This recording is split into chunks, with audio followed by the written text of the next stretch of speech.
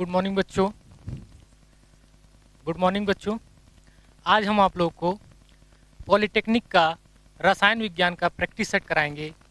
इस चैप्टर में जो है आपका रसायन विज्ञान के जो महत्वपूर्ण टॉपिक है, जो महत्वपूर्ण क्वेश्चंस है, जो आपके एग्ज़ाम में बार बार पूछे जाते हैं, उनको यहाँ पर हम प्रैक्टिस करेंगे। एक एक क्वेश्चन को डिटेल में जानेंगे और रसायन विज्ञान की आपका जितने भी टॉपिक्स हैं इनको डिटेल में अध्ययन करेंगे। ठीक है, तो ये हमारा आज का पहला टॉपिक है रसायन विज्ञान में। यह हमारा प्रैक्टिस सेट नंबर 1 है। ठीक है, तो शुरू करते हैं रसायन विज्ञान। सबसे पहले हम जानते हैं कि रसायन विज्ञान क्या होता है। रसायन विज्ञान जिसको इंग्लिश में केमिस्ट्री बोला जाता है। केमिस्ट्री विज्ञान की वह शाखा है जिसके अंतर्गत हम रासायनिक परिवर्तनों का अध्ययन करते हैं। वो हमारा क्या कहलाता है? रसायन विज्ञान कहलाता है। रसायन विज्ञान की उत्पत्ति आपका जो है एक देश है जिसका नाम है ग्रीस। ग्रीस में एक पर्वत है जिसका नाम है कीमिया। ये जो कीमिया शब्द है, वहाँ की जो मिट्टी होती है उसको बोला जाता है कीमिया, और इसी कीमिया से जो निकल कर आया है हमारा, उसको बोला जाता है केमिस्ट्री यानी रसायन विज्ञान। जो पहले के लोग थे, जो आदि मानव थे, उस टाइम के जो ग्रीस के आदि मानव थे, वो लोग क्या करते थे? इसी मिट्टी से बीमारियों का इलाज करते थे। ठीक है, तो ये जो आपका मिट्टी है इसमें कुछ औषधीय गुण पाया जाता था।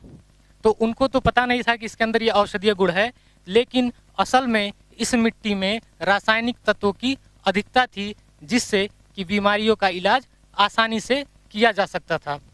ठीक है, तो रसायन विज्ञान की जो उत्पत्ति हुई है आपका जो ग्रीस देश है, ग्रीस में एक कीमिया पर्वत है, वहाँ की जो मिट्टी है उसी से हुई है। जो इसका बेसिक है यही है। ठीक है, तो रसायन विज्ञान की जो उत्पत्ति हुई है वो कीमिया शब्द से हुई है। अब बात करते हैं आपका जो रसायन विज्ञान है। जो हमारा रसायन विज्ञान है ये मेनली आपका कई शाखाओं में बटा हुआ है। जो हमारा रसायन विज्ञान है ये आपका मेनली कई टाइप में बटा गया है, लेकिन हमको जो पढ़ना है वो आपका 3 चीज़ यहाँ पढ़ना है। हमको पढ़ना है 3 चीज़। पहला है आपका physical chemistry.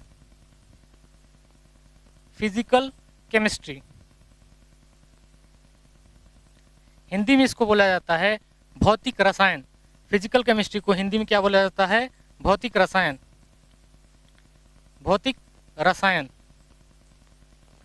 Physical chemistry Hindi में इसको बोला जाता है भौतिक रसायन। ठीक है, और जो सेकंड है आपका, दूसरा है आपका इनऑर्गेनिक केमिस्ट्री। इनऑर्गेनिक इसको हिंदी में बोला जाता है अकार्बनिक रसायन।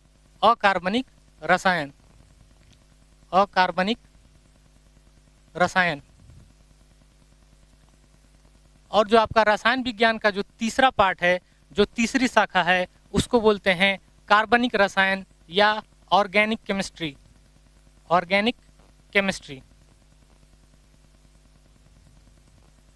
जो आपका तीसरा पार्ट है उसको बोलते हैं कार्बनिक रसायन या ऑर्गेनिक केमिस्ट्री। तो ये था आपका रसायन विज्ञान की 3 शाखाएं। इसमें पहला है आपका फिजिकल केमिस्ट्री, दूसरा है इनऑर्गेनिक केमिस्ट्री, तीसरा है ऑर्गेनिक केमिस्ट्री। इसकी और भी शाखाएं हैं, जैसे कि आपका एनालिटिकल केमिस्ट्री। और भी शाखाएं हैं जैसे आपका बायोकेमिस्ट्री।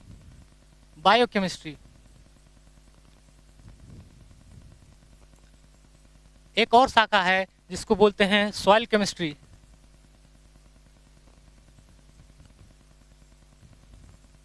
तो इसके अंतर्गत रसायन विज्ञान के अंतर्गत हमको कई शाखाएं देखने को मिलती हैं, जिसमें आपका मेनली यही 3 हमको पढ़ना है। ये जो है आपका हायर लेवल का टॉपिक है, लेकिन आपको इस स्तर तक आपको बस इन्हीं तीनों से सवाल पूछा जाएगा, जिनमें आपका फिजिकल केमिस्ट्री है, इनऑर्गेनिक केमिस्ट्री है और ऑर्गेनिक केमिस्ट्री है। ठीक है, तो इतना जब आप पढ़ लेंगे तो आप ये सब क्वेश्चन को करने के सक्षम हो जाएंगे। ठीक है, चलिए तो आज हम प्रैक्टिस सेट का जो है पहला क्वेश्चन है उसको देखते हैं।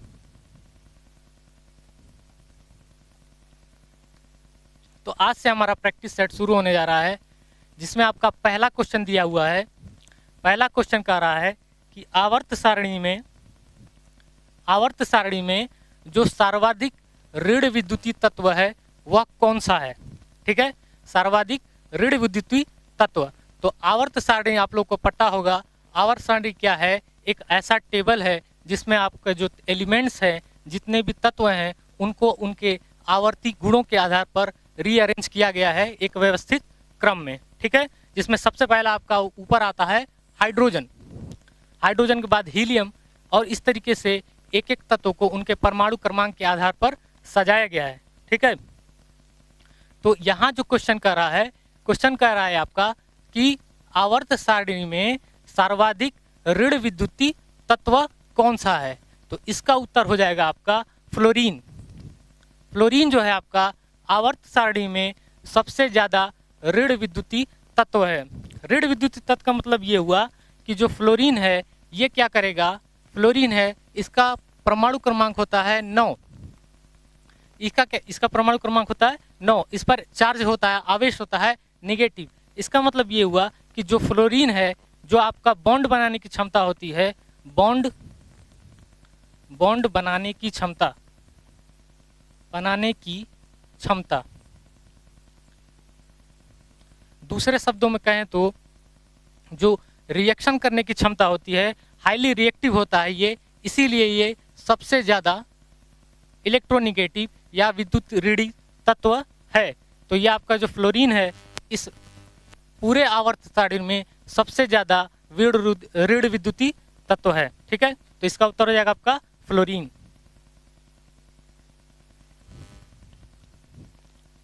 चलिए अगले क्वेश्चन की तरफ बढ़ते हैं।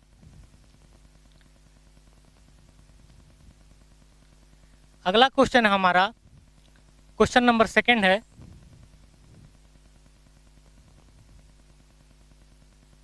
अगला क्वेश्चन है हमारा क्वेश्चन नंबर 2 है कि यौगिक का IUPAC नाम क्या होगा। आपको 4 ऑप्शन दिए गए हैं, ऑप्शन A, B, C और D। और यहाँ पर कह रहा है कि ये जो यौगिक बनाया है, ये जो कंपाउंड बनाया है, इस कंपाउंड का IUPAC नाम क्या होगा। तो सबसे पहले आप लोगों को ये जानना चाहिए कि जो IUPAC है इसका फुल फॉर्म क्या होता है।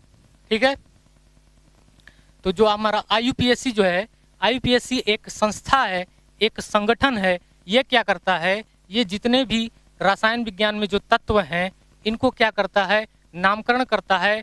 जो इनका एक रूल है, इस रूल के हिसाब से ये जितने भी तत्व आते हैं उनको एक नाम देता है जो कि पूरी दुनिया में मान्य होता है।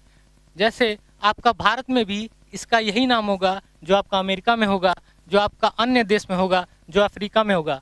ठीक है, तो IUPAC का फुल फॉर्म क्या होता है। तो IUPAC का फुल फॉर्म होता है, I से बन जाएगा इंटरनेशनल, I से बन जाएगा आपका इंटरनेशनल। U से क्या बनेगा, U से बनेगा आपका यूनियन। I से बनेगा इंटरनेशनल, U से बनेगा यूनियन, P से बनेगा प्योर, P से बनेगा प्योर, और आपका A से बनेगा अप्लाइड।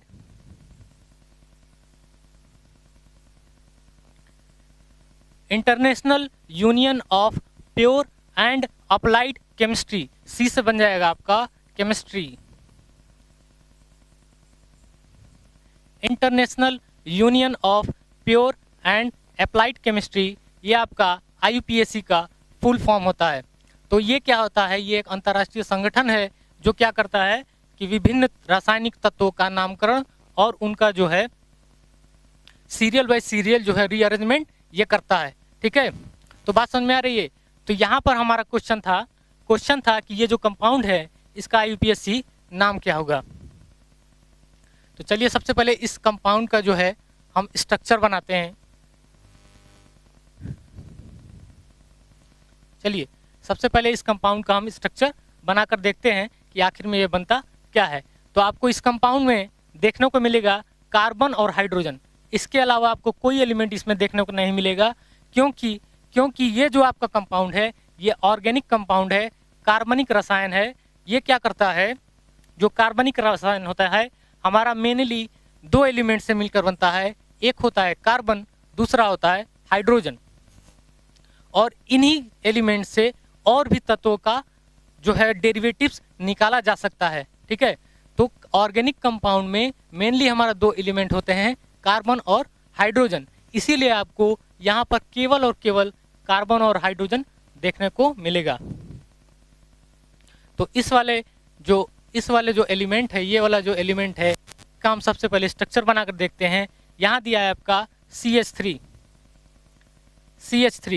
यहाँ लगा दिया है सिंगल बॉन्ड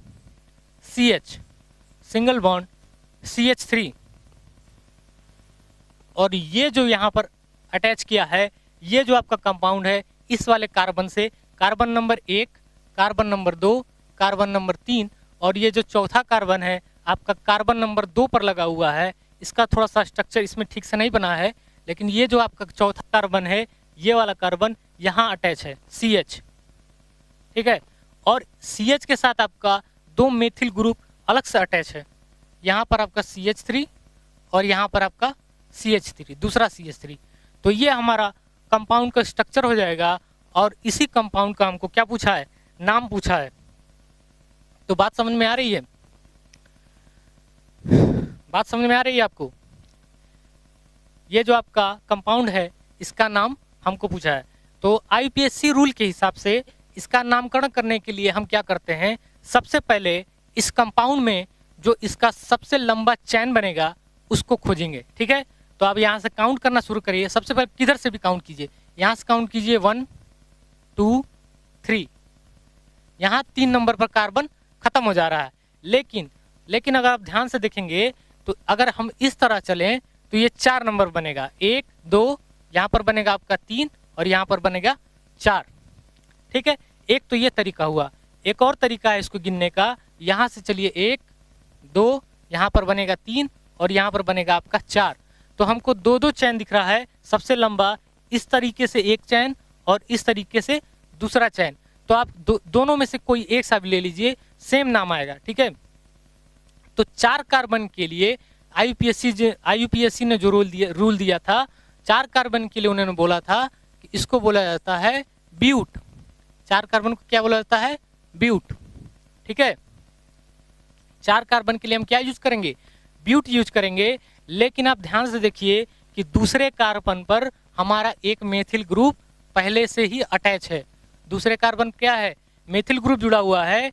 और ठीक उसी तरीके से जो आपका तीसरा कार्बन है, कार्बन नंबर 3, यहाँ पर जो है, यहाँ पर भी एक आपको मेथिल ग्रुप देखने को मिलेगा, ठीक है। तो IUPAC नेम करते वक्त हम क्या करेंगे, जहाँ पर मेथिल ग्रुप या जो भी ग्रुप अटैच होगा उसका नाम पहले लिखेंगे। तो दूसरे नंबर पर कौन सा ग्रुप अटैच है, मेथिल ग्रुप अटैच है, तो सबसे पहले इसको लिखेंगे 2, ठीक। उसी तरीके से सेम ग्रुप हमारा 3rd नंबर पे भी है, इसीलिए हम क्या करेंगे, दोनों को एक साथ लिखेंगे, कॉमा लगाएंगे। यहाँ 3rd नंबर पर क्या है, तीसरा नंबर पर भी मेथिल ग्रुप है, तो इसको लिखेंगे 2 3। लेकिन हमारा जो मेथिल ग्रुप है 2 बार आया है, और 2 बार आने के लिए हम यहाँ पर क्या लिखेंगे, डाई शब्द का यूज करेंगे। तो 2 3 डाई मेथिल, 2 3 डाई मेथिल। और यह हमारा 4 कार्बन का सबसे लंबा चैन है, तो इसको लिखेंगे ब्यूट, BUTE, ब्यूट। लेकिन ध्यान से देखिए इसमें सभी जगह सिंगल बॉन्ड है। इसका मतलब सिंगल बॉन्ड कहने का मतलब ये हुआ कि ये जो आपका एल्केन है, क्या है आपका, एल्केन है। तो ब्यूट के आगे हम एन शब्द जोड़ देंगे, तो ये हो जाएगा हमारा पूरा नामकरण 2 3 डाई मेथिल ब्यूटेन। क्या कहलाएगा ये हमारा नामकरण, 2 3 डाई मेथिल ब्यूटेन। ये इसका IUPAC नेम है। देखिए ध्यान से देखिए, दूसरा नंबर पर मेथिल ग्रुप अटैच है, तीसरा नंबर पर सेम मेथिल ग्रुप अटैच है, इसलिए हम इसको 2 3 डाई मेथिल ब्यूटेन बोलते हैं, ठीक है। बात समझ में आ रही है? इसको हम बोलते हैं 2 3 डाई मेथिल ब्यूटेन, तो ये इसका IUPAC नेम हो जाएगा 2,3 dimethyl butane, option number C. ठीक है,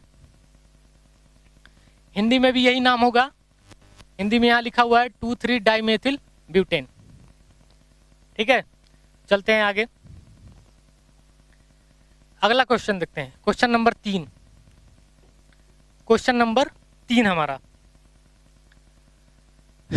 क्वेश्चन नंबर 3 कह रहा है कि निम्नलिखित में से जो कौन सा कंपाउंड है आपका चक्रीय कंपाउंड है। चक्रीय कंपाउंड, चक्रीय कंपाउंड का मतलब क्या होता है? Cyclic compound. साइक्लिक कंपाउंड, तो सबसे पहले आइए समझते हैं कि साइक्लिक कंपाउंड क्या होता है। साइक्लिक कंपाउंड ऐसे कंपाउंड होते हैं जो जहां से शुरू होगा वहीं पर आपका दोबारा आकर खत्म हो जाएगा। जैसे कि आपका एक साइकिल होता है, साइकिल मतलब होता है चक्र। यहाँ से अगर आप शुरू करते हैं तो वापस चलते वक्त आप यहीं पर आकर ख़त्म करेंगे।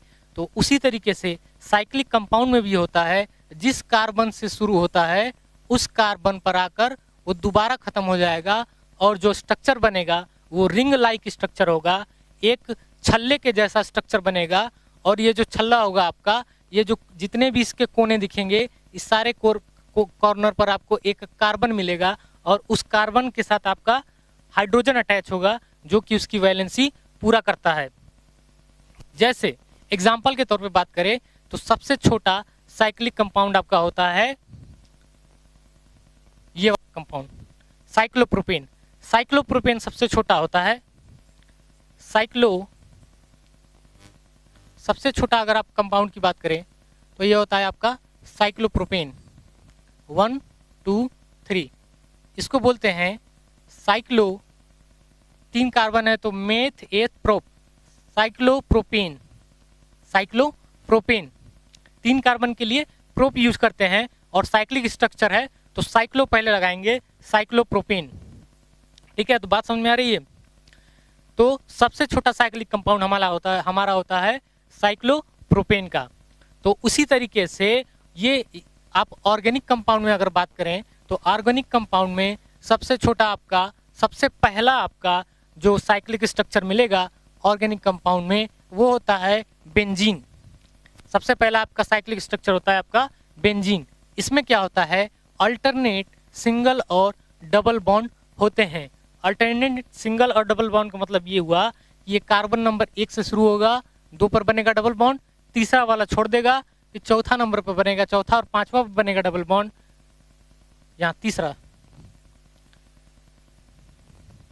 तीसरा और चौथा बनेगा आपका डबल बॉन्ड और पांचवा और छठवां नंबर पे डबल बॉन्ड बनेगा। मतलब ये एक छोड़कर एक डबल बॉन्ड बनाएगा। इस टाइप का जो स्ट्रक्चर बनेगा आपका, इसको बोलते हैं बेंजीन। इसका क्या नाम है? बेंजीन।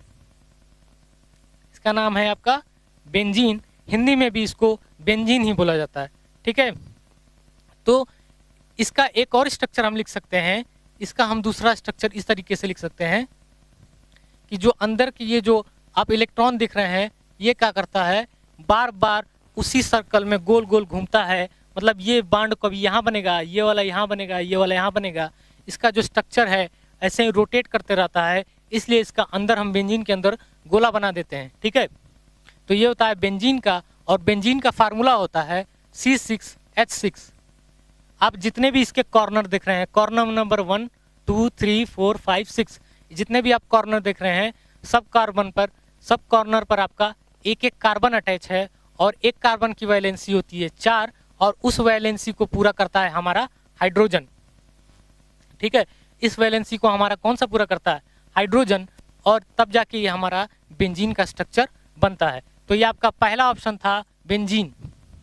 तो बेंजीन आप बताइए कि बेंजीन क्या साइक्लिक कंपाउंड है कि नहीं? बेंजीन हमारा साइक्लिक कंपाउंड है। ठीक है, तो ये वाला ऑप्शन नहीं होगा क्योंकि इसमें पूछा है कौन सा चक्रीय यौगिक नहीं है। तो हमारा बेंजीन साइक्लिक कंपाउंड होता है, इसलिए पहला ऑप्शन नहीं होगा। दूसरा ऑप्शन कह रहा है फिनॉल। अब बात करें फिनॉल की, तो फिनॉल क्या होता है, इसी बेंजीन ग्रुप में इसी किसी एक कॉर्नर पर आप OH ग्रुप अटैच कर दीजिए, OH ग्रुप जोड़ दीजिए, तो ये आपका बेंजीन जो है क्या बन जाएगा? फिनॉल बन जाएगा। अब यहाँ पर कोई सा भी कॉर्नर उठाइए, किसी भी कॉर्नर पर आप OH ग्रुप अटैच कर दीजिए, ये आपका क्या बन जाएगा। यहाँ पर अगर हम OH लगा देते हैं तो ये हमारा बन गया फिनॉल। आप कहीं पर भी लगा सकते हैं, आप बेंजीन में OH ग्रुप कहीं पर भी लगा दीजिए, या आपका किसी भी एक कॉर्नर पर लगा दीजिए, ये आपका क्या बन जाएगा, फिनॉल ग्रुप बन जाएगा। क्या बन जाएगा, फिनॉल ग्रुप। तो फिनॉल भी आपका बना है किससे, बेंजीन से बना है। और हम सब जानते हैं कि जब ये बेंजीन से बनेगा तो बेंजीन जो हमारा क्या है, साइक्लिक कंपाउंड है, इसलिए जो ऑप्शन नंबर 2 है ये भी नहीं होगा, ऑप्शन नंबर 2 ये भी नहीं होगा। ठीक है, अब बात करते हैं तीसरे ऑप्शन की। तीसरा ऑप्शन है हमारा एंथ्रासीन। तीसरा ऑप्शन क्या है हमारा, तीसरा ऑप्शन है हमारा एंथ्रासीन। तीसरा ऑप्शन है एंथ्रासीन। हमारा जो थर्ड नंबर का ऑप्शन है एंथ्रासीन। एंथ्रासीन भी आपका बेंजीन का डेरिवेटिव है। डेरिवेटिव करने का मतलब ये हुआ कि उसी से मिलकर बना है। जैसे ये आपका बेंजीन स्ट्रक्चर है, बेंजीन स्ट्रक्चर है, इसी स्ट्रक्चर से आपका एंथ्रासीन भी बनता है, लेकिन इसमें जो साइक्लिक है वो 3 हो जाएगा। ये जो आपका रिंग स्ट्रक्चर बनेगा वो 3 बनेगा। तो ये आपका इस तरीके से जो बनेगा तो ये कहला जाएगा आपका, क्या कहलाएगा, एंथ्रासीन। एंथ्रासीन। तो आप बताइए कि एंथ्रासीन साइक्लिक है या नहीं है। एंथ्रासीन भी आपका साइक्लिक है, क्योंकि ये बेंजीन के स्ट्रक्चर से मिलकर बना है। क्योंकि बेंजीन भी हमारा साइक्लिक होता है, चक्रीय होता है, इसलिए आपका एंथ्रासीन भी आपका क्या होगा, चक्रीय होगा। हिंदी में एंथ्रासीन को एंथ्रासीन ही बोला जाता है, एंथ्रासीन।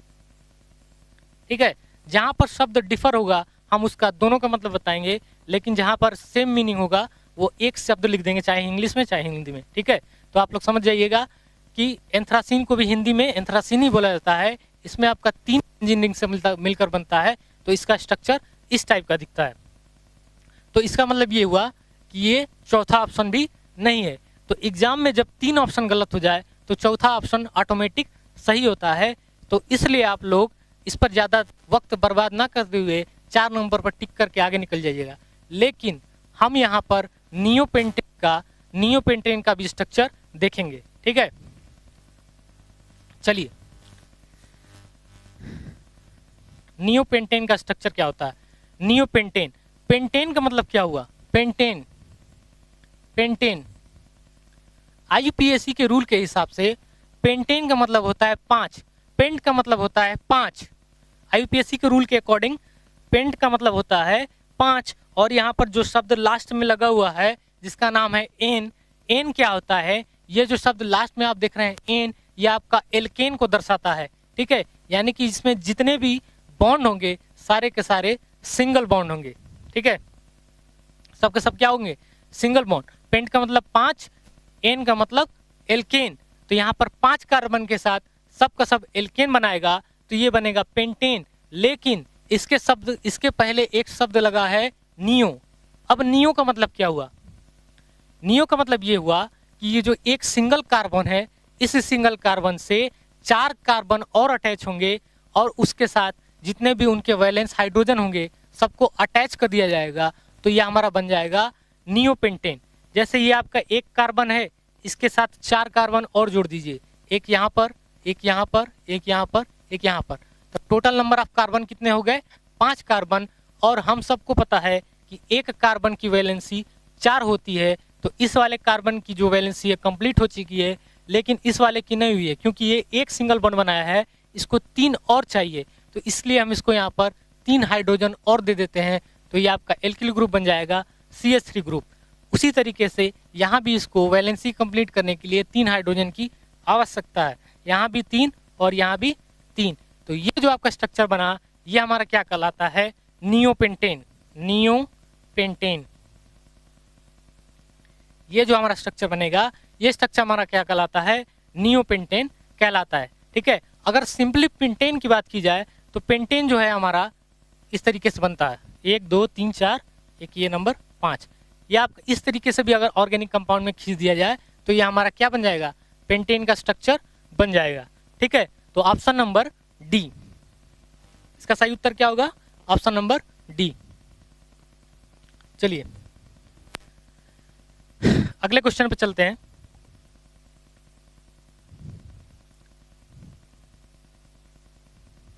अगला क्वेश्चन है हमारा, निम्नलिखित में से कौन सा रेडॉक्स अभिक्रिया का उदाहरण नहीं है? निम्नलिखित में से कौन सा रेडॉक्स अभिक्रिया का उदाहरण नहीं है? ठीक है, तो इसमें जो है आपका इक्वेशन क्वेश्चन नंबर, इसमें जरा सा मिस प्रिंटिंग है, इसको ठीक से कर लेते हैं।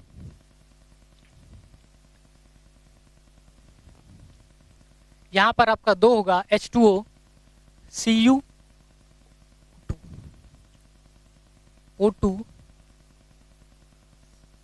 CuO प्लस H2, ये होगा आपका, और यहां पर आपका एरो का निशान है। ठीक है, इसमें क्या हो रहा है, जो आपका कॉपर है इस पे +2 चार्ज है और ऑक्सीजन पर -2 चार्ज है, ये आपका जो कंपाउंड बनाएगा। और यहाँ पर देखिए, यहाँ पर कॉपर पर आपका 0 चार्ज है और ऑक्सीजन पर आपका 0 चार्ज है, तो ये देखिए आपका +2 से 0 पर जा रहा है और ये आपका क्या हो रहा है, -2 से 0 पर जा रहा है। इसका मतलब ये हुआ कि इसमें ऑक्सीडेशन और रिडक्शन ऑक्सीडेशन और रिडक्शन साथ साथ हो रहा है, और इलेक्ट्रॉन लेने की जो प्रक्रिया है और इलेक्ट्रॉन जो त्यागने की प्रक्रिया है वो दोनों एक साथ हो रही है। तो इस टाइप का जो रिएक्शन होगा वो हमारा क्या कहलाएगा, रेडॉक्स रिएक्शन कहलाएगा। ठीक है, इस वाले क्वेश्चन में कई सारे मिस प्रिंटिंग है। यहाँ पर देखिए BaCl2 होना चाहिए, यहाँ पर भी गलत है। H2SO4 यहाँ पर होना चाहिए, H2SO4 होना चाहिए। ठीक है, इसमें भी आपका होगा रेडॉक्स रिएक्शन, इस वाले में आपका नहीं होगा, तो इसलिए ये आपका ऑप्शन नंबर सी सही हो जाएगा। ठीक है, इसमें पूछा है निम्नलिखित में से कौन सा नहीं है, इसमें से आपका 3 होगा, एक नहीं होगा, क्योंकि यहाँ पर ठीक से क्वेश्चन लिखा नहीं है, मिस प्रिंट है। यहाँ देखिए Fe2O3 होना चाहिए यहाँ पर। ठीक है, तो चलिए इसको छोड़ते हैं, स्किप करते हैं, आगे क्वेश्चन देखते हैं। दूसरा नंबर,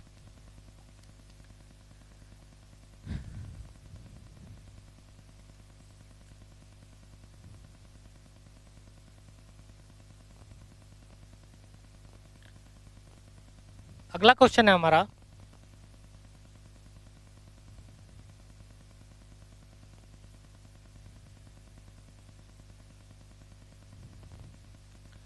अगला क्वेश्चन है, क्वेश्चन कर रहा है STP पर 16 यहाँ पर भी देखिए मिसप्रिंट है, जी होना चाहिए, जी का मतलब होता है ग्राम, 16 ग्राम।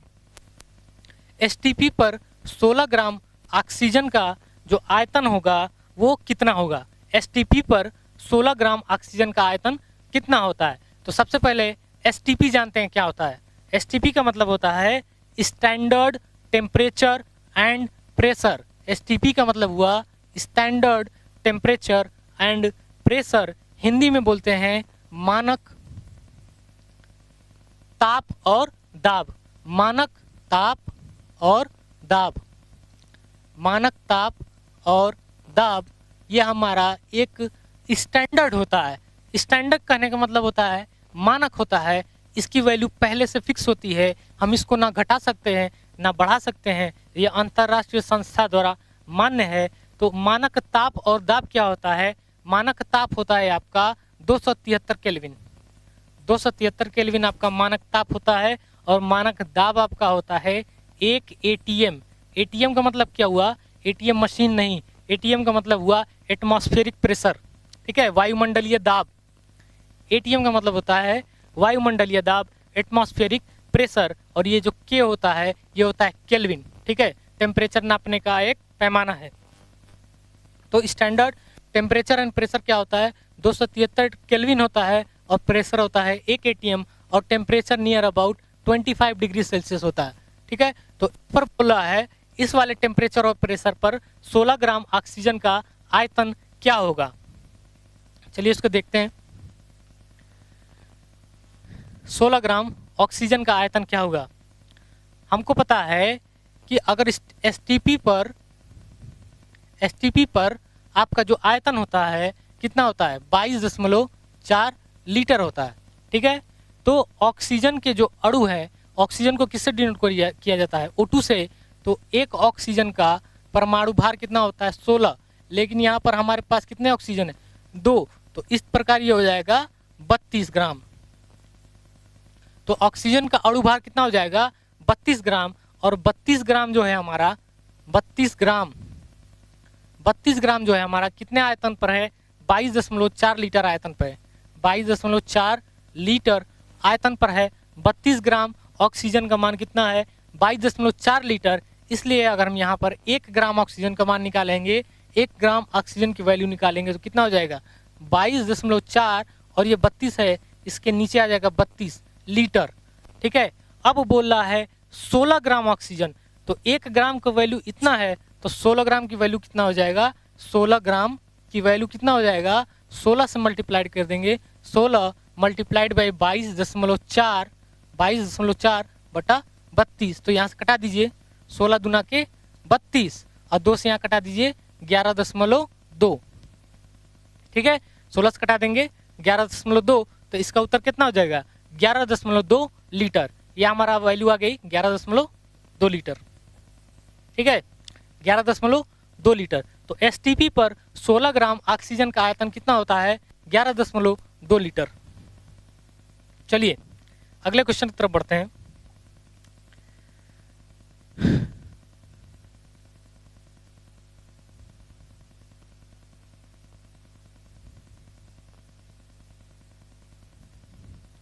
अगला क्वेश्चन कर रहा है कि निम्नलिखित में से, ये वाला क्वेश्चन है आपका, निम्नलिखित में से कौन सा एप्सम लवण, एप्सम लवण है? एप्सम लवण, एप्सम सॉल्ट, एप्सम सॉल्ट कौन सा है? ये आपके एग्जाम में बार बार पूछा जाता है कि निम्नलिखित में से कौन सा एप्सम सॉल्ट है। एक ये पूछा जाता है, एक फिटकरी को पूछा जाता है। तो फिटकरी का लगभग सबको पता है कि K2SO4 Al2SO4 का होल थ्राइस इंटू 24 H2O। लेकिन जो एप्सम है इसमें लोग फंसते हैं, इसलिए एप्सम का पूछ लिया जाता है। तो एप्सम जो आपका सॉल्ट है ये क्या होता है? मैग्नीशियम सल्फेट होता है, MgSO4 इंटू 7H2O। यहाँ पर देखिए कॉमा लगा है, यहाँ डॉट होगा। MgSO4 इंटू 7H2O, ये आपका क्या कहलाता है? ये जो आपका कंपाउंड है, ये कंपाउंड आपका एप्सम सॉल्ट, एप्सम लवण कहलाता है।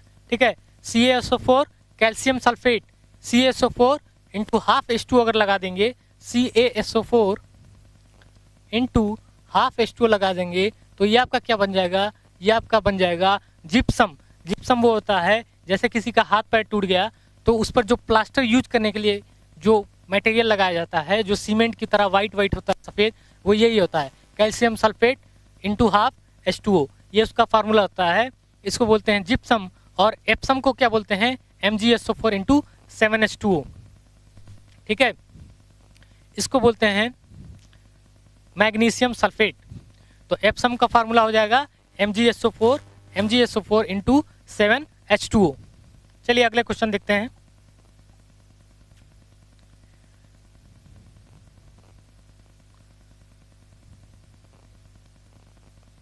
अगला क्वेश्चन है, कैंसर के उपचार में निम्नलिखित में से कौन सा समस्थानिक प्रयोग में लाया जाता है? ठीक है, तो निम्नलिखित में से कौन सा समस्थानिक प्रयोग में लाया जाता है? तो ऑप्शन नंबर ए है हमारा यूरेनियम। यूरेनियम क्या होता है? ये एक रेडियो एक्टिव तत्व है जिसका परमाणु क्रमांक 92 होता है। ये आप स्वतंत्र अवस्था में छोड़ देंगे तो ये क्या करेगा? अल्फा या बीटा या गामा रेज प्रोड्यूस करेगा, और ये जो रेज होता है बहुत ज़्यादा हानिकारक होता है।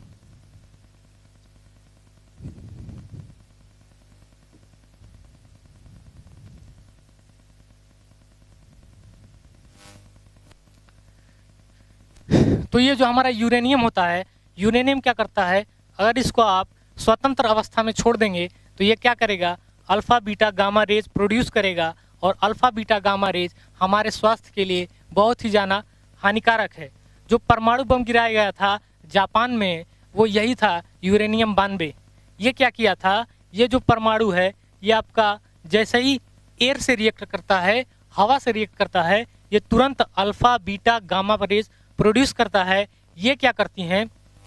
ये आपका ऑक्सीजन के साथ घुल जाती हैं, और ऑक्सीजन के साथ घुलने के साथ ये क्या करता है? जब इंसान सांस लेता है तो ये अल्फा बीटा गामा शरीर के अंदर जाएगा, और यह क्या करता है? आपके जो शरीर के अंदर जो आपका लीवर है, फेफड़ा है, किडनी है, उस पर ये धीरे धीरे असर करेगा, और वो सब जो है आपका लीवर, फेफड़ा, किडनी सब ये गला देगा। ठीक है, तो ये बहुत ही खतरनाक रेज होता है। इसमें होता है अल्फा बीटा गामा, ये प्रोड्यूस करता है यूरेनियम। जितने भी रेडियो एक्टिव तत्व हैं सब जो है अल्फा बीटा गामा रेज निकालती हैं, ठीक है, इसलिए इनको पर्यावरण के लिए हानिकारक माना जाता है। चलिए दूसरा ऑप्शन है कोबाल्ट, और ये भी आपका रेडियो एक्टिव एलिमेंट है। और एक होता है लेड, ये भी रेडियो एक्टिव है। और ये पोलेनियम, ये भी आपका रेडियो एक्टिव तत्व है। लेकिन जो आपका कैंसर के जो उपचार किया जाता है, कैंसर के उपचार में आपका कोबाल्ट यूज किया जाता है। ऑप्शन नंबर बी, कैंसर के उपचार में आपका कोबाल्ट का इस्तेमाल किया जाता है, ठीक है, ऑप्शन नंबर बी।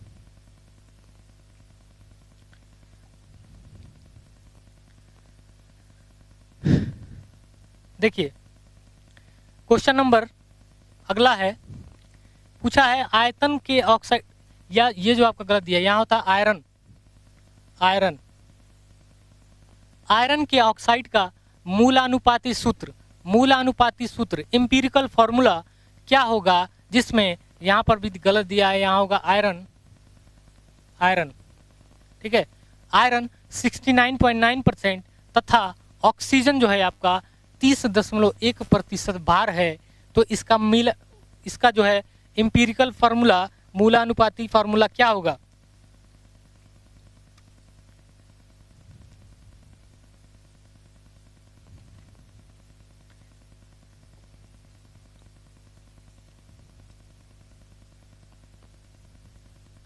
इस वाले क्वेश्चन में कुछ डाउट है, यहाँ जो क्वेश्चन जो है सही नहीं दिया है, ठीक है, यहाँ पर आयरन की जगह आयतन लिखा हुआ है और इसमें कुछ डाटा कम है, ठीक है, इसलिए इसका आंसर सही नहीं है, एक्यूरेट नहीं आ पाएगा, ठीक है। अगला क्वेश्चन देखते हैं तब तक। अगला क्वेश्चन है टिंडल प्रभाव किसमें दिखाई देता है? क्वेश्चन नंबर 8.5 है क्वेश्चन नंबर, टिंडल प्रभाव किसमें दिखाई देता है? तो सबसे पहले जानना पड़ेगा कि टिंडल प्रभाव क्या होता है, टिंडल इफेक्ट क्या होता है? टिंडल इफेक्ट एक ऐसा प्रभाव है जो कि जिग-जैग मोशन करते हुए कणों पर देखा जाता है। जब उस पर सूर्य का प्रकाश या कोई सा भी रोशनी जब उस पर पड़ता है तो वहाँ पर हमको टिंडल प्रभाव देखने को मिलता है। जैसे आप किसी बंद कमरे में बैठे हैं और अगर खिड़की से सूर्य की रोशनी आएगी तो आपको क्या दिखेगा कि जो कमरे के अंदर जो धूलकण है वो जिग-जैग मोशन करते हैं। जिग-जैग मोशन करने का मतलब ये हुआ कि उसके अंदर जितने भी पार्टिकल हैं, जिधर मन उधर चले जाते हैं। इनका मन किया इधर चले गए, इनका मन किया इधर चले गए, इनका मन किया इधर चले गए। और इस पर जब भी आपका रोशनी पड़ेगा, प्रकाश पड़ेगा, तो ये क्या होगा, इस पर लाइट का स्कैटरिंग होगा। तो जितने भी आपके पार्टिकल्स हैं सब पार्टिकल क्या होगा, चमकता हुआ दिखेगा। ऑन कर दें।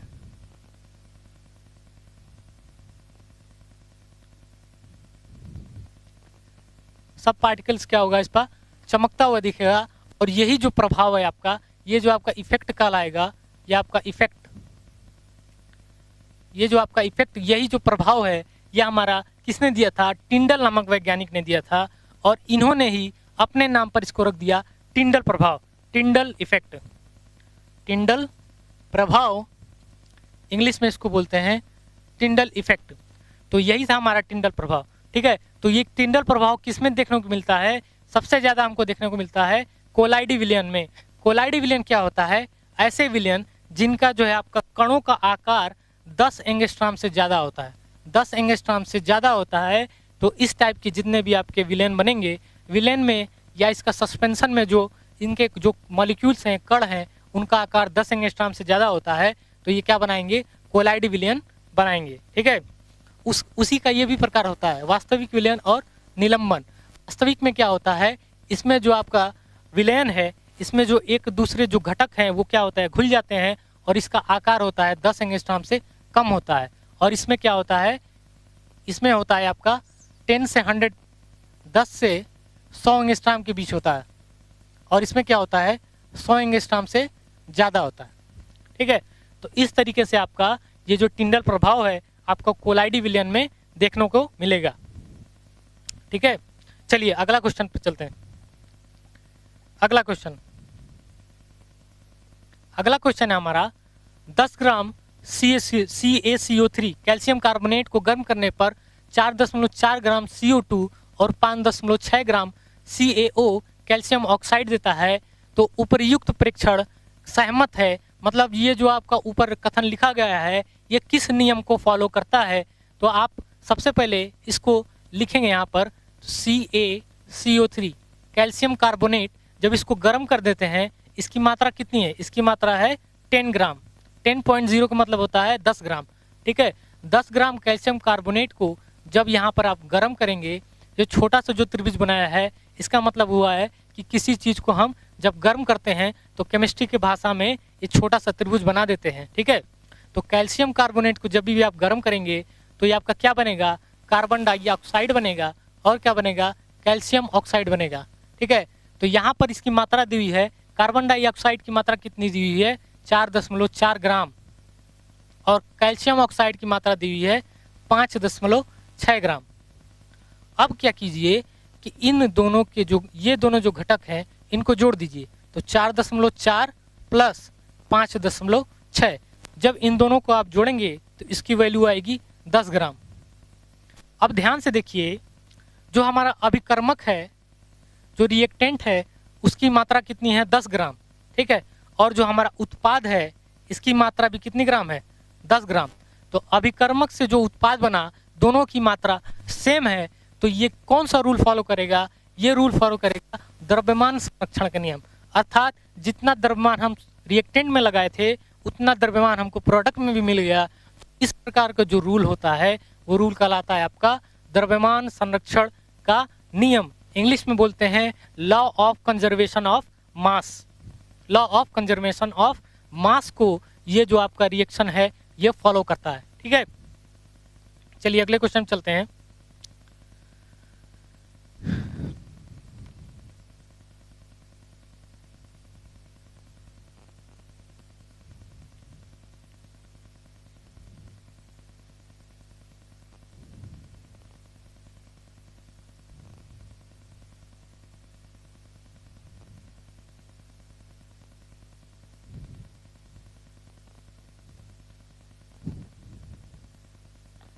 अगला क्वेश्चन है, निम्नलिखित में से कौन सा यौगिक है। यौगिक का मतलब क्या होता है, कंपाउंड। कंपाउंड, अगर ऑप्शन को आप ध्यान से देखेंगे तो जो आपका KCl है ये भी यौगिक है, H2O है ये भी यौगिक है, CO2 ये भी यौगिक है, CCl4 ये भी यौगिक है। अब कैसे पता करें कि इनमें कौन सा यौगिक है, तो आप ध्यान से देखिए कि ये जो क्वेश्चन है ये मिसप्रिंट है। मिसप्रिंट है इसका मतलब ये हुआ कि ये जो यौगिक पूछ रहा है ये सिंपल यौगिक नहीं पूछ रहा है, ये पूछ रहा है इनमें से कौन सा आयनिक यौगिक है। आयनिक के बारे में पूछ रहा है, आयनिक यौगिक है। आयनिक कहने का मतलब ये हुआ जब आप इसको जल में घोलेंगे तो इसके जितने भी कंपोनेंट है वो क्या होगा, अपने अपने घटक में चार्ज के फॉर्म में टूट जाएंगे। जैसे इसमें सब इसका आंसर होगा आपका option number A KCl। Option number A KCl potassium chloride. इसको आप जल में घोलेंगे तो जो आपका पोटेशियम है ये प्लस में टूट जाएगा और जो आपका क्लोरीन है वो माइनस चार्ज लेकर अलग हो जाएगा, अर्थात ये आयंस के फॉर्म में आ जाएंगे। और जब ये आयंस में आ जाएंगे तो इनको हम बोलेंगे आयनिक कंपाउंड, ठीक है। इस टाइप का जो कंपाउंड बनेगा वो कहलाता है हमारा आयनिक कंपाउंड। तो एक क्वेश्चन में इसको आयनिक शब्द जोड़ना चाहिए तो मिसप्रिंट हो गया है। चलिए तो क्वेश्चन फिर से पढ़ देते हैं, निम्नलिखित में से कौन सा यौगिक जो है आयनिक यौगिक बनाएगा। तो कंपाउंड तो आपका चारों है, लेकिन चारों में आपका KCl जो है ये आपका आयनिक कंपाउंड है, आयनिक यौगिक है, ठीक है। इतनी बात समझ में आई। अगला क्वेश्चन की तरफ बढ़ते हैं।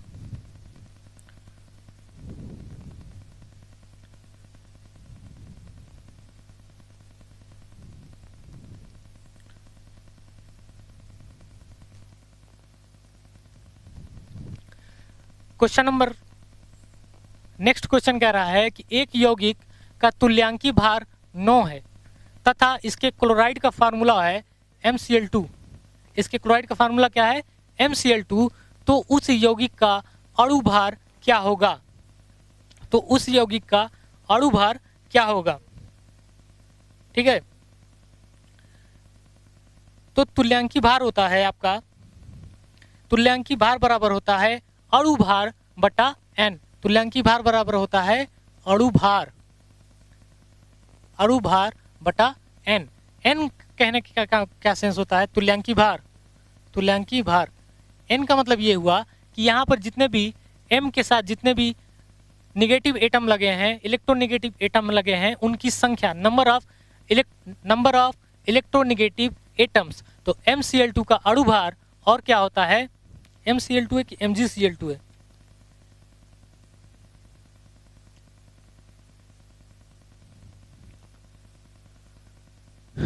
अणु भार हमसे पूछा है और हमको तुल्यांकी भार की वैल्यू दी हुई है। ठीक है, तो तुल्यांकी भार हमको दिया हुआ है, कितना है? तुल्यांकी भार 9 है और अणु भार आपका कितना हो जाएगा? अणु भार हमको निकालने के लिए पूछा है और n की वैल्यू, यहाँ पर n की वैल्यू दो दी हुई है, लेकिन जो इसका ओरिजिनल फॉर्मेट है उसमें 3 दिया हुआ है। तो यहाँ पर आप 3 भी मान सकते हैं, 2 भी मान सकते हैं, लेकिन ऑप्शन मैच नहीं करेगा। ठीक है, तो अगर ऑप्शन मैच कराना है तो यहाँ पर हम 3 मानते हैं और अणु भार निकालने के लिए क्या करेंगे? 3 से गुणा कर देंगे। अणु भार बराबर 9 मल्टीप्लाइड बाई 3 और नत्तली के कितना होता है? 27। Option number D.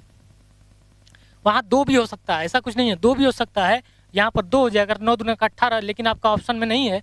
ठीक है, तो ये क्वेश्चन मिस प्रिंट है, यहाँ पर MCl3 होना चाहिए। चलिए अगले क्वेश्चन बढ़ते हैं।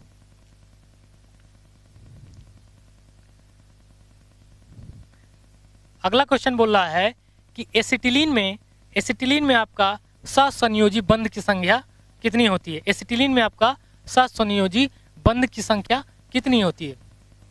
तो सबसे पहले हमको एसिटिलीन का फार्मूला पता होना चाहिए। एसिटिलीन जो कंपाउंड है उसका स्ट्रक्चर पता होना चाहिए, तब जाकर हम इसके अंदर के जो है कोवैलेंट बॉन्ड, सहसंयोजी बंध है, उसको निकाल पाएंगे। तो एसिटिलीन का फार्मूला होता है C2H2 एसिटिलीन का फार्मूला होता है। और जब आपका स्ट्रक्चर लिखेंगे तो C∼C कार्बन के साथ ट्रिपल बॉन्ड बनाता है और कार्बन की वैलेंसी होती है 4, एक कार्बन 3 ले चुका है, इसको एक और चाहिए, तो यहाँ से हाइड्रोजन के साथ अटैच होकर ये अपनी वैलेंसी पूरा कर लेगा। अब आप जितने भी सिंगल बॉन्ड है सबको गिन लीजिए, वही इसकी क्या होगी? सहसंयोजी बंध की संख्या कहलाएगी। जितने भी हाइड्रोजन आप अटैच गिन लीजिए, ये आपका क्या कहलाएगी? सहसंयोजी बंध कहलाएगी। ठीक है, hydrogen single bond C, triple bond C, single bond H। तो इसमें गिनिए, 1, यहाँ पर 3 और यहाँ पर 1, टोटल कितना हुआ? 1 3 1 5 हो गया आपका। 1 धन 3 धन 1 बराबर 5। तो इसमें जो है आपका कोवैलेंट बॉन्ड की संख्या कितनी हो गई? 5। और कोवैलेंट बॉन्ड बनता कैसे है? कोवैलेंट बॉन्ड जो है आपका शेयरिंग ऑफ इलेक्ट्रॉन से, इलेक्ट्रॉन के साझेदारी से बनता है। ठीक है, किसी के पास ज़्यादा इलेक्ट्रॉन होता है, किसी के पास कम होता है, वो क्या करता है? अपने ऑक्टेट को पूरा करने के लिए एक दूसरे से इलेक्ट्रॉनों का साझेदारी करता है। अब जब जरूरत पड़ेगा तो वो अपना वापस भी ले सकता है। ठीक है, तो इस प्रकार का जो भी बंध बनेगा, जो भी बॉन्ड बनेगा, वो आपका क्या कहलाएगा? कोवैलेंट बॉन्ड कहलाएगा। अगला क्वेश्चन देखते हैं। निम्नलिखित अभिक्रिया में X का मान क्या होगा? ये जो रिएक्शन दिया है इसको बैलेंस करना है। ठीक है, तो आप ध्यान से देखिए, इस रिएक्शन में सोडियम की संख्या कितनी हो गई? 2। तो आप उस साइड जाइए, प्रोडक्ट वाले साइड जाइए, यहाँ पर ही आपको सोडियम 2 मिलेगा, तो सोडियम सोडियम बैलेंस हो गया। कार्बन देखिए, कार्बन की संख्या 1 है, तो आप उस साइड जाइए, वहाँ भी देखिए आपको कार्बन की संख्या 1 मिल जाएगी, तो कार्बन भी बैलेंस हो गया। अब बचा ऑक्सीजन। ऑक्सीजन ध्यान से देखेंगे तो 3 है, लेकिन यहाँ पर आपको ऑक्सीजन 2 और 3 भी मिल गया, यानी ऑक्सीजन भी आपका बैलेंस हो गया। ऑक्सीजन भी आपका बैलेंस हो गया। अब बचा क्या? हाइड्रोजन और क्लोरीन। तो इस साइड हाइड्रोजन हमको पता करना है, इस साइड हमको क्लोरीन भी पता करना है, लेकिन उस साइड हम ध्यान से देखेंगे तो क्लोरीन की संख्या 2 दी हुई है पहले से। ठीक है, क्लोरीन की संख्या 2 दी हुई है और हाइड्रोजन की भी संख्या 2 दी हुई है। इसका मतलब ये हुआ कि दोनों का जो कॉम्बिनेशन है वो सेम है, यानी कि इस वाले रिएक्शन में अगर हम x की जगह वैल्यू 2 को पुट कर देंगे, x की जगह हम क्या करेंगे? x की जगह 2 की वैल्यू पुट कर देंगे, तो ये जो हमारा रिएक्शन है ये बैलेंस हो जाएगा, और ये बैलेंस हो जाएगा तो इसका आंसर हमारा हो जाएगा ऑप्शन नंबर सी। ठीक है, रिएक्शन बैलेंस होने के बाद हमारा ये ऑप्शन नंबर सी हो जाएगा। सी ना मतलब इसका मतलब 2 हुआ। ठीक है, चलिए अगला क्वेश्चन चलते हैं।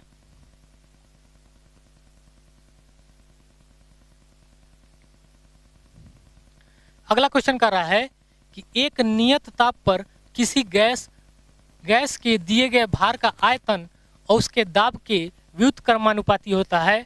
यह कथन किसका नियम है या यह कथन क्या कहलाता है? ठीक है, तो आप जो इसमें कथन दिया है इसको क्या करिए, आप सबसे पहले इसको ध्यान से पढ़िए। तो इसमें दिखा गया एक नियत ताप पर, ताप का मतलब टी, टेम्परेचर को क्या कर दिया, कांस्टेंट कर दिया, टेम्परेचर को कांस्टेंट कर दिया। तो हमारा दो घटक और बचेंगे, पी बचेगा और वी बचेगा, प्रेशर और वॉल्यूम। तो इसमें बोल रहा है किसी गैस के दिए गए भार का आयतन यानी वॉल्यूम जो है आपका, वी किसके होता है, उसके दाब के व्युत्क्रमानुपाती।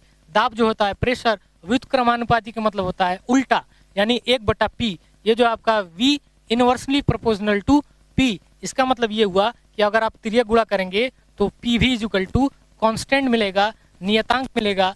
तो PV इक्वल टू कॉन्स्टेंट होता है, ये किस रूल को फॉलो करता है, ये हमारा बॉयल का नियम है। PV इक्वल टू कॉन्स्टेंट किस पर, एट कॉन्स्टेंट टेम्परेचर पर जो प्रेशर की वैल्यू होती है इनवर्सली प्रोपोर्शनल टू P होती है। ठीक है, तो ये जो नियम है हमारा किसने दिया था, बॉयल ने दिया था।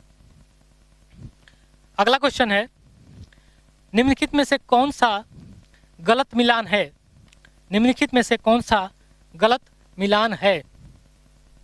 तो आपका देखिए धावन सोडा का फार्मूला दिया है NaHCO3 सोडियम बाइकार्बोनेट, ये आपका गलत मिलान है। धावन सोडा का फार्मूला होता है Na2CO3 सोडियम कार्बोनेट। ठीक है, ये आपका धावन सोडा गलत मिलान दिया है। बाकी सिरका CH3COOH एसिटिक एसिड सही है, क्विक लाइम कैल्शियम ऑक्साइड ये भी सही है, milk of magnesia MgOH twice ये भी आपका सही है। चलिए अगला क्वेश्चन चलते हैं।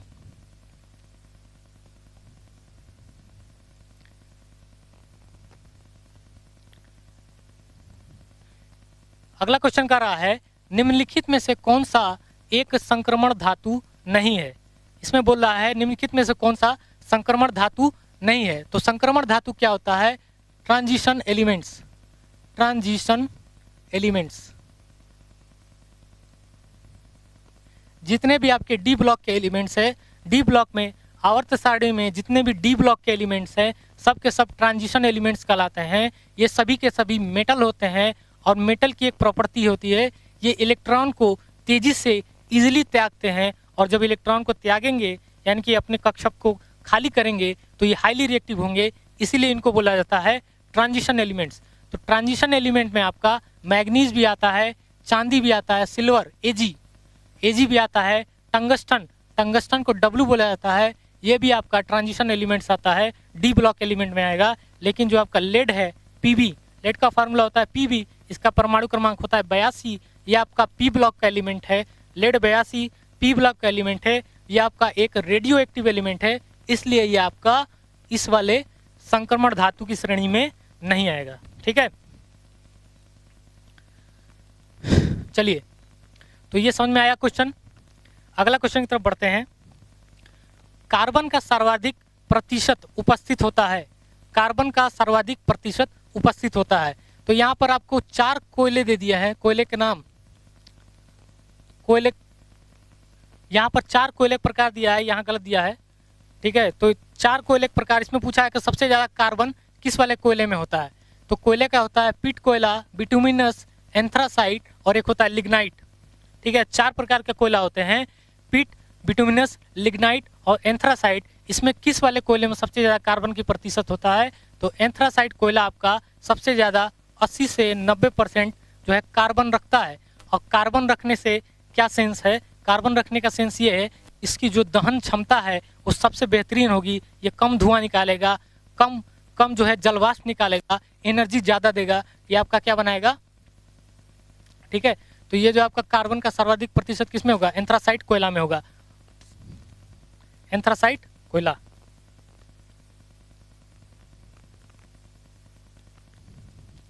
चलिए अगला क्वेश्चन देखते हैं।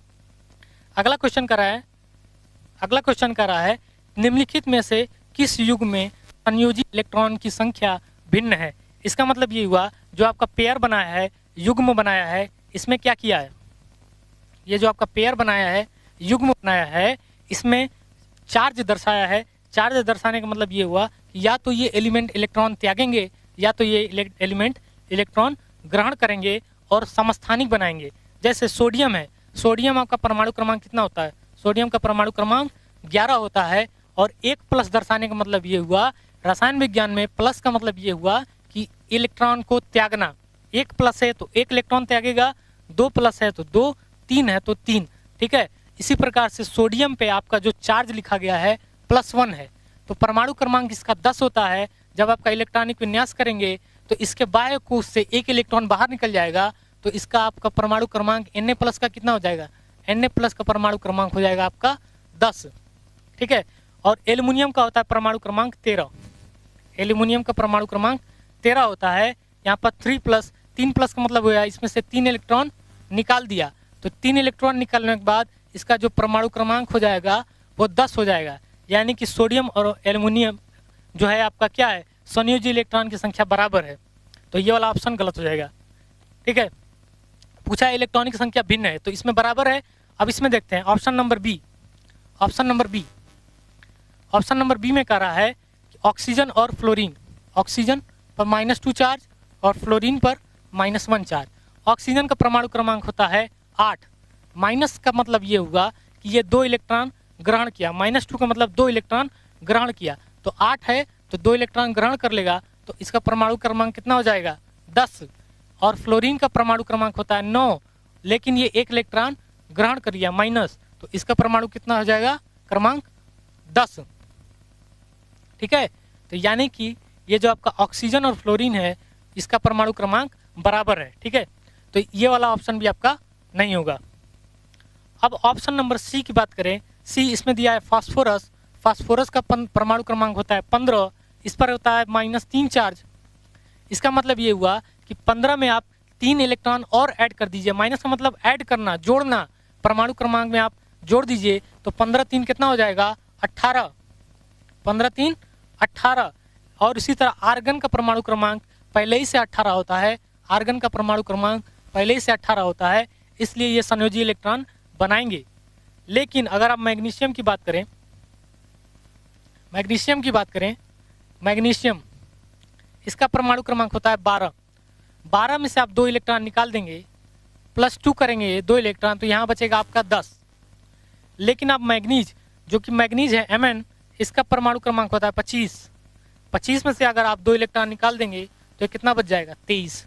तो यहाँ पर मिसमैच कर गया, अर्थात ये हमारा ऑप्शन नंबर डी, ये वाला ऑप्शन सही है। ठीक है, ये वाला ऑप्शन हमारा सही है। ठीक है,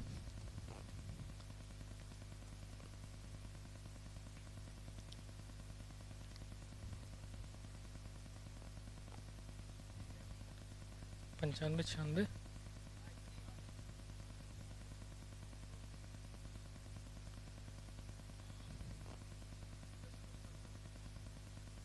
हाँ, चलिए अगला क्वेश्चन कर रहा है ऑक्टेन संख्या का मान 0 होगा। ऑप्शन में दिया है आपका 4 ऑप्शन है, n octane, n heptane, iso octane और टेट्रा एथिल लेड। इसमें पूछ रहा है ऑक्टेन संख्या का मान 0 किस में होगा, तो इसका उत्तर हो जाएगा आपका एन हेप्टेन। एन हेप्टेन में आपका जो है ऑक्टेन नंबर का मान 0 होता है। ठीक है, ऑक्टेन नंबर किस में निकालते हैं? पेट्रोलियम के लिए निकाला जाता है। पेट्रोलियम में ऑक्टेन संख्या निकाली जाती है, वो उसकी शुद्धता को बताता है। ठीक है, अगला क्वेश्चन कर रहा है जल के अस्थायी कठोरता निम्नलिखित में से किसकी उपस्थिति के कारण होता है? तो जल 2 प्रकार का होता है, एक समुद्री जल होता है, एक मीठा जल होता है। समुद्री जल जो है खारा होता है और खारे जल को हम कठोर जल बोलते हैं, और जो हमारा मीठा जल होता है जिसको हम लोग पीते हैं, घरों में इस्तेमाल करते हैं, वो क्या कहलाता है? वो हमारा कहलाता है सादा जल या मृदु जल। तो जल कितने टाइप का हो गया? जल 2 टाइप का हो गया, एक होता है कठोर और एक होता है मृदुल। कठोर और दूसरा होता है मृदु जल। सॉफ्ट वाटर, हार्ड वाटर और सॉफ्ट वाटर। तो जो हार्ड वाटर होता है, जो कठोर जल होता है, ये क्या करता है? इसके अंदर कुछ अशुद्धियाँ होती हैं, ये साबुन के साथ ज़्यादा झाग नहीं देता। ये क्या करता है? बहुत ज़्यादा इसके अंदर कैल्शियम और मैग्नीशियम की जो कठोरता और सल्फेट होती है उसकी घुली होती है, जिसके वजह से इसमें डिटर्जेंट काम नहीं करता। जबकि मृदु जल के साथ डिटर्जेंट जो है आपका सर्फ जो है काफ़ी अच्छा काम करता है और कपड़े को काफ़ी अच्छे तरीके से धुलता है। तो इसलिए इस वाला क्वेश्चन का आंसर हो जाएगा ऑप्शन नंबर ए। इसमें क्या होता है, कैल्शियम और मैग्नीशियम की क्लोराइड्स की जो है क्या होती है, अशुद्धता होती है, इसमें घुली हुई होती है, जिसकी वजह से जल का जो है ये खारापन आ जाता है उसमें। ठीक है, तो क्वेश्चन नंबर 97 का ऑप्शन हो जाएगा ऑप्शन नंबर ए।